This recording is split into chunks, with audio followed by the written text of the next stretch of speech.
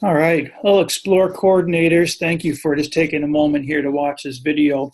This is important in my view to make sure we're all playing off the same sheet of music as we head into a fresh uh, course, a fresh series here.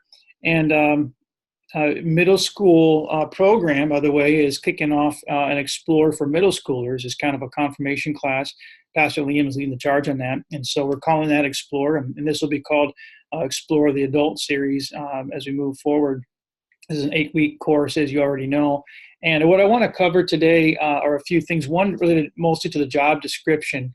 And we have here, you can see on my screen, what we have here for a job description, and through that I want to walk through a few updates that I have as it pertains to the notes. I've added just some homework assignments. I actually embedded them in the notes themselves. Talk a little bit about just follow-up and other important things I think are pertinent to our role as coordinators. Let me just go ahead and get this full size for you. So right here, let me just review a few things I think are important here as it relates to your position as the coordinator. We've about length of service, that's really at the campus pastor's discretion. I'm asking kind of for a year at a time, but really we're going to be running Explore about 3 times a year in moving ahead. And so kind of semester to semester, you did work out kind of with the campus pastor what you can commit to. I think time of week is about 4 hours a week, and includes the Sunday commitment as well. And some of the responsibilities I just want to highlight about managing the teaching team. Maybe make a couple comments. I know most of you have already done this in the past, so you're familiar a little bit with what's involved. But in terms of creating and managing a teaching schedule, certain campus pastors may want to have a stronger hand in that and deciding who gets to teach and who doesn't. And so make sure you're in good communication with your campus pastor. Some may release that to you and just trust your judgment. I think it's probably wise that you run that up the pole anyway. So even once you decide you want to use somebody, let the campus pastor know who you're considering or who you're deciding on, and that way they still have the option. They may know something about that person that you're unaware of, that would be wise, I think. And then I think also ensure that they have the curriculum in advance. You'll have all of the instructor notes in hard copy form. Trish can make those available to you in electronic so that you can email those to your instructors so they can prepare ahead of time.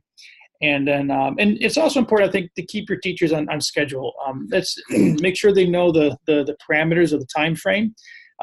We go 75 minutes is kind of our target. We can go as much as 90. I don't want to go over 90. So in some campuses, we start right at 11. And at Deep Creek, for example, they stagger the start time in the service. And but either way, I think 75 minutes to 90 is our target range for a class. On week 1, I'm expecting you to go a full 90 minutes. Other weeks, the content doesn't demand as much. So, but keep it on schedule.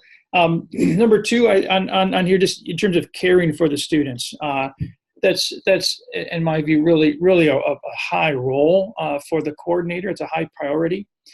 And so there's 2 different kind of groups of students that you're going to be working with. One are just new prospects, and I'm going to walk through a follow-up plan with you in just a moment. Made some tweaks to what we've done in the past just to kind of make it better. And but basically, we get connection cards on Sundays, and they get to check boxes. So you may get somebody who'll check a box and say, "I've committed my life to the Lord," and I'm going to ask you to follow up with those new prospects. There's a second group, which are all the current students. So after you meet week 1, you get your current roster. Just send a midweek email, just reminding them of what's upcoming. This is what we covered last week. This is what we're happening this coming Sunday. I'm looking forward to seeing you again this Sunday. That really helps it minimizes attrition, and I think that's important. And to make sure you interface with your preschool and Ablaze coordinators and ministries, work with your campus pastor. There may be some other considerations in terms of space and timing that need to be in view. And so, but just note that part of the goal for some campuses that are doing Explore on a Sunday morning is the benefit of having childcare already provided and by the service. Third, there Sunday responsibilities. A few things I want to highlight there before the class. You'll have an accordion file. In fact, this is what it looks like. I have Gens with me right now, and inside inside of that accordion file are all kinds of things, everything from room signs to the name tags that you can put out. You'll have a Sharpie in the room, or make sure you ask for one from your campus office manager. Notes for each week are in here for the students. There'll be an instructor guide you can keep in here as well. Probably one of the most important things in my view would be what I call a weekly survey. And that's really that's a feedback form for you. So that way once you go home, you probably forget what happened. And so while it's still fresh, take a moment. In the back of the accordion file, you'll see it says weekly survey, and it looks something like this. It's called a coordinator feedback form. And so it's just feedback for the central staff. That would be Trish or myself, or feedback maybe to the campus pastor or your office manager. And just make sure that gets set on top or with the accordion file when you return it. And so that everything's in one place. Make sure that gets returned. Put out the hallway signs that are in there, rosters, name tags, such things. And then when everything's done, you put everything back in, and then set that wherever you agree with your office manager at the campus. Greet students as they enter the room. During the class, let me make a couple notes. I want to make sure this is an important point. If you're not teaching that week, I want you to keep your comments to a minimum. So, but there are a few things that are really, really important that you need to fit into your content. So at a minimum, I think you should be able to introduce the class in 5 minutes. Don't take more than that, because again, if we're looking at a 75-minute, 90-minute time frame, you take 10 minutes, that really leaves the instructor just over an hour to get through the content. And into your introduction, I want you to open the Explore for each week. And actually, I want to pull up so you can see what it looks like. There's actually introductory material. All right. How do I get out of?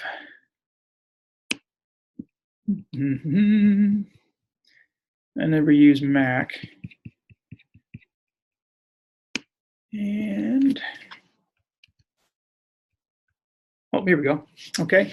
Let's see. So here in session 4, for example, in the introduction, the goals of the series, that's in there in the front of each week's notes, and it's only in the instructor guide.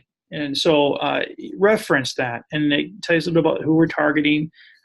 Navigators as a great follow-up, and I would encourage you to hit on this. You don't have to do the Navigators thing every single week, but at least every other week, I think it'd be important, because then you're constantly guiding people back to a central model.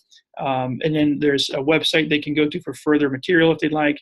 It gives you a quick review of where the course has what's been covered and where it's going. And probably most importantly would be the section right in here, the summary of the previous session. That's most important. And so last week we covered, and here's a summary view of what we covered. Bam, bam, bam, bam, bam. This week, here's your instructor and a little bit about them and why they're sharing on the topic, and then turn it over.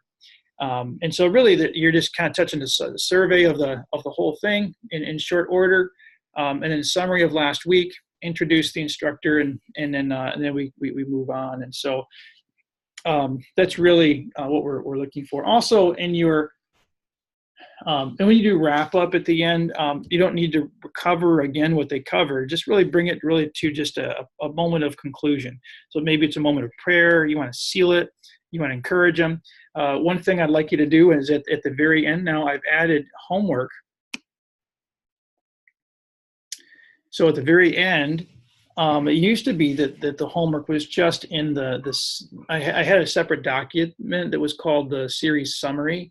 But I found the coordinators weren't, and they weren't using that document every week as a means of bringing homework into the class. And so I decided to put it right in the notes. It's both in the student notes and in the instructor notes. And each week there's three things. There's something for them to read, there's something to memorize, and there's something to put to practice. And so each week you're going to see to read, it's 6 chapters. And basically what I do what I'm asking students who want to take this seriously is they're going to read through the Gospel of Luke, and they're going to read through the Gospel or the book of Acts. And Luke and Acts, is you probably know already, is really a volume 1, volume 2. It was written by Luke. And so in 6 chapters each week, they cover through both books in 8 weeks' time. So this particular week 4, right, they're going to read through chapters 20 to 24, and then they're going to put to memory John 16:13. There's a separate document. It's called Memory Verses, and it lists it all. It'll be in their notes, and so if they want to use that specifically, you can see that here. You can see I use the ESV, and so it puts their memory verses all in one sheet. So I encourage them to use that. Of course, they can memorize it in whatever translation they prefer. It doesn't matter to me. But I think that's encouraging. Maybe you want to do something with that on the front end. So maybe in your introductory comments, you summarize the previous week. Maybe you touch on homework, and anybody want to give a stab at quoting from memory the verse that they memorized, or maybe a quick tidbit from a takeaway that they had from the reading. Again, keep it brief, 5 minutes. You don't have a lot of time there, but it'd be good to just kind of seal that into the introduction each week. And then put to practice. There's some kind of exercise that I'm asking them to do. So do touch on that in your closing comments each week, okay? I think that's all I've got for those notes. I'm going to close this out. And these documents are available to you with this video as well. And you'll see them in your accordion file or in your notes. Okay. After class, any feedback that you get from students when you're talking, what they liked about it, maybe what can be improved, just, again, comment on that survey, the weekly survey for me. And then just put your supplies away, accordion file, and then put it back where that belongs. Okay. All right. This is the series summary here that when I designed the whole series, I had in view what students should value, what students should know, and what students should do. And that ties into the homework we just looked at. What they're reading, what they're memorizing, and what they're putting to practice. The notes, the way it's designed. So for example, each week, as you kind of think through your introductory comments in particular, you want to angle the whole course. You want to set up the teacher for success. So don't just throw the teacher in there and say, here you go. You need to kind of summarize last week, bring it to a point. And you want to say, for example, let's say we're going into week 4. That's what we looked at just a minute ago, a life of the Spirit. You can say to the students, the goal today is we want you to have a close walk with the Holy Spirit. We want you to know the difference between the fruit and the gifts, and to have them both manifested in your life. We want you to know the Holy Spirit is the third person of the Trinity. And in class today, we're going to pray for the baptism of the Holy Spirit. So that can be a part of your introductory comments. So that's there for you. That's a separate document. It's in the front of the instructor manual. Make sure that you're familiar with that. You reference it week to week. So again, you know where you've come from, you know where you're going, and you can help your students make sense of the whole process. And I think it'll be a more meaningful experience for the students as they come week to week. Okay, that's called the series summary, and that's in the instructor notes. All right, I think I've covered everything on the job description. The last thing here that I think I've got in my notes. No, I'll give you one more thing after this.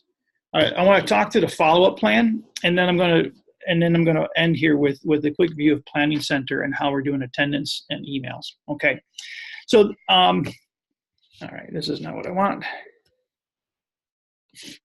All right, so this is what I want, the follow-up plan. Okay, I mentioned earlier that there are 2 groups of students, right? You have new prospects and you have current students. With new prospects, again, what I want you to know about is here in this document. This is for you as a coordinator. I want you to know that we've got on each connection card, there's 3 boxes on the back on the perforated tab. And so the office manager or volunteer, someone that's on their team, will sort through those on Monday.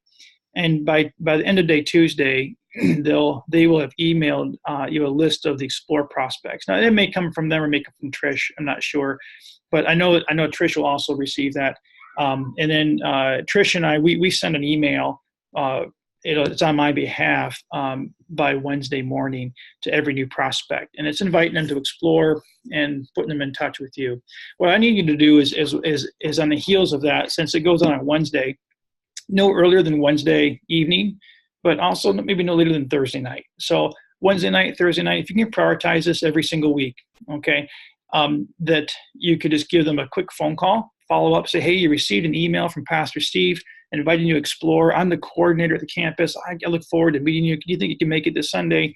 And just keep it brief, really encouraging and enthusiastic and upbeat, and then see if we can get them in. Okay. And really they can start at any point. To me, I kind of almost feel like they could start week 1, 2, 3, 4, even week 5. By the time we get to week 6, 7, 8, we may want to consider maybe having them consider signing up for the next Explore series. But the design of this whole series is they can start at any point. And then when the next one is offered, it's the same material, so they can start back over again. So let's say they come in week 5, right? You're kind of halfway through. They do 5, 6, 7, 8. Well, we offer this again in January, February timeframe, and they come back and they do week 1, 2, 3, and 4, and they finish it out. So that's the goal. That's why the attendance roster is so important.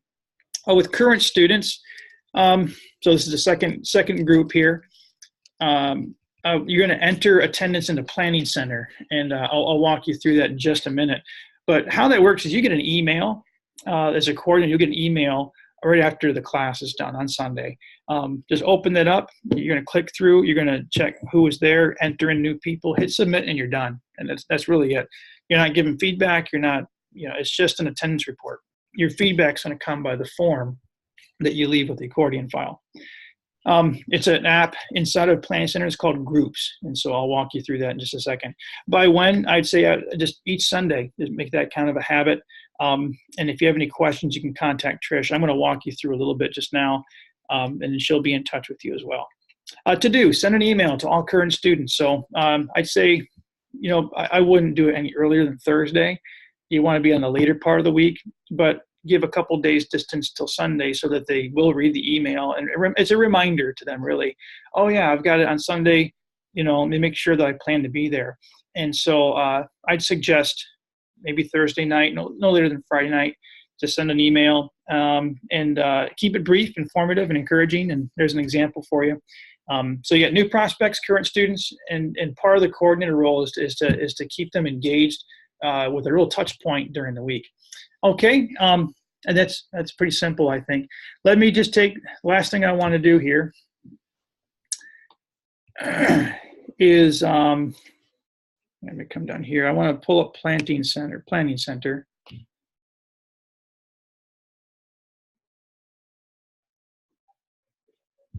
And let's pull up. So what you're going to have here, so fall classes. We don't have any members. Let's click. So when you open it up, when you log in, you have a feature up here. Depending on your access, there may be, like Trish, for example, I'm using her computer. She has access to a lot of other apps. You may only have access to Groups. And so that's what we're in right now. We're in Groups. So I'm going to go down here to Deep Creek Explorer, and likely that'll be the only thing you can see. Right now we have Relinda. She's the office manager there. Bonnie's the coordinator. And so you can see here, you can enter in you can add a member, and then it's pretty simple. And from there you can put, are they a leader, or are they membership, what's their status? And then you can also actually add them in. You can email everybody from here. You can add resources. So if there's an extra document you want them to look at, you can upload. Let me go full screen here. overview. Once you get into it, you can look at like an attendance report. There's not a whole lot to look at because we haven't started yet, but it gives you some nice graphs to look at, and really the biggest thing I think is just being able to communicate with your people. So you can email all the members over here on this side of the screen. So you can email everybody and say who it's from, subject, whatever, and it goes right from Planning Center. All right, and it's pretty simple. So you just enter your attendance and email from. So I would recommend rather than emailing, using a spreadsheet or something else, just keep all your data in Planning Center. You're going to communicate to your members through Planning Center. You're going to maintain your roster in Planning Center. You can upload resources in Planning Center. And if you want to even, hey, let's say in the back end you want to plan, week 8 we're going to celebrate. We're going to do lunch, at some Mexican joint, and everybody's welcome to come. And so you can say that's going to happen in November on Sunday, the 11th, and you can create the new event and you can put details in there. And then and you can add people, give them access. I mean, you can even do that kind of stuff with this. I'm not asking you to do that. Really, all I am asking for you to do is just make sure your member list is current and that you email your group, current members, current students using this feature. Okay, it's pretty simple. And there you have it. So that's all I've got for you. If you do have any questions, don't hesitate. You can email or call me, or email or call Trish, and we'll be right there to help you get through what you need, okay? And we want to make sure that you're fully supported.